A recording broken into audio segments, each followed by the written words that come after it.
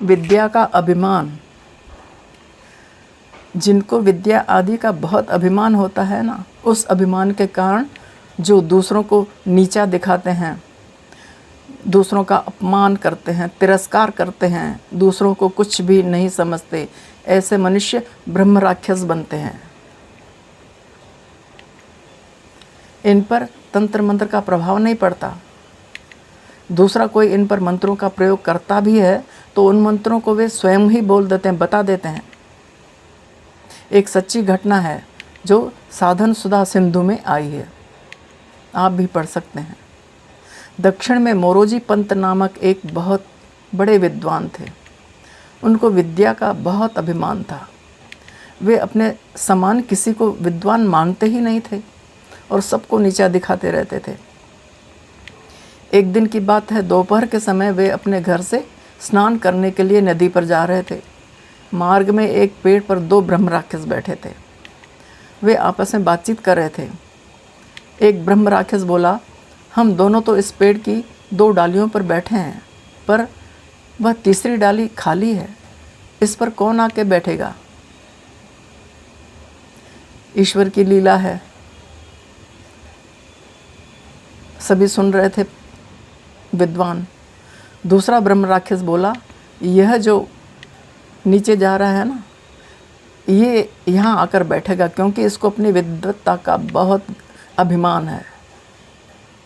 तब इन दोनों के संवाद को मोरोजी पंत ने सुना तो वे वहीं रुक गए और विचार करने लगे कि अरे, विद्या के अभिमान के कारण मुझे ब्रह्म राक्षस बनना पड़ेगा, प्रेत योनि में जाना पड़ेगा। अपनी दुर्गति से वे घबरा गए और मन ही मन संत ज्ञानेश्वर की शरण में गए कि मैं आपकी शरण में हूँ, आपके सिवाय मुझे इस दुर्गति से बचाने वाला कोई नहीं है। ऐसा विचार करके वे वहीं से आलंदी के लिए चल पड़े, जहाँ संत ज्ञानेश्वर जी जीवित समाधि ले चुके थे। फिर वे जीवन भर वहीं रहे, घर आए ही नहीं। संत की शरण में जाने से उनका विद्या का अभिमान चला गया और संत की कृपा से वे भी संत बन गए। जिन मनुष्यों का स्वभाव सौम्य है, दूसरों को दुख देने का नहीं है, परंतु सांसारिक वस्तु जैसे स्त्री, पुत्र, धन, जमीन आदि में उनकी ममता है, आसक्ति रहती है, ऐसे मनुष्य मृत्यु के बाद सौम्य स्वभाव वाले भूत प्रेत बनते हैं। वे अगर किसी में प्रविष्ट हो जाते हैं तो उसको दुख नहीं देते और अपनी गति का उपाय भी बता देते हैं। हमारे पूर्वाश्रम के सबसे बड़े भाई, उन्होंने सीताराम ओंकारनाथ बंगाली बाबा से मंत्र दीक्षा प्राप्त की है।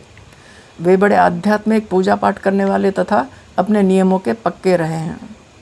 उनका बचपन से ही एक नियम रहा है कि वे अपना भोजन ग्रहण करने से पहले रोटी का एक टुकड़ा निकालकर उसके ऊपर थोड़ी थोड़ी सभी भोज्य सामग्री जल सहित डालकर एक और निकाल के रख देते हैं।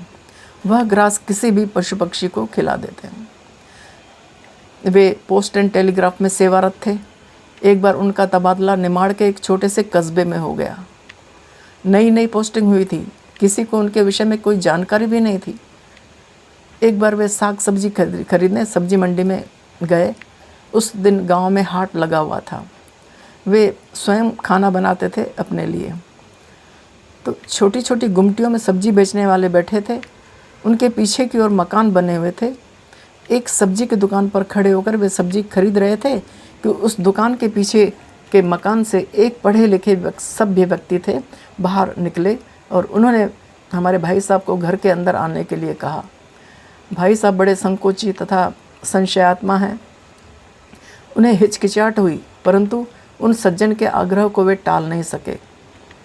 वे उनके साथ उनके घर के अंदर चले गए। वहाँ जाकर उन्होंने देखा तो एक भव्य व्यक्तित्व महिला, लाल किनारे की सफ़ेद साड़ी पहने, ललाट पर कुमकुम का बड़ा सा टीका लगाए, खुले बाल, हवन कर रही थी। उसने भाई साहब को देखकर कहा, आइए पंडित जी, मैंने ही आपको बुलाया है। मैं ब्रह्म राक्षस हूँ। इस महिला के शरीर के माध्यम से मैं अपना उद्धार चाहता हूँ। उस महिला का स्वर एक पुरुष के समान था।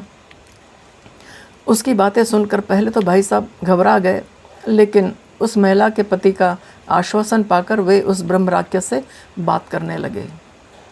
उन्होंने उससे पूछा कि इसमें मैं आपकी क्या मदद कर सकता हूँ, मुझे आपने क्यों बुलाया है? आप स्वयं तो इस महिला के द्वारा हवन पूजन करवा ही रहे हैं, शुभ कर्म करवा रहे हैं। तब उस ब्रह्म राक्षस ने कहा कि सिर्फ इसी के द्वारा मेरी मुक्ति बड़ी देर से होगी, मुझे बड़ी लंबी प्रतीक्षा करनी पड़ेगी।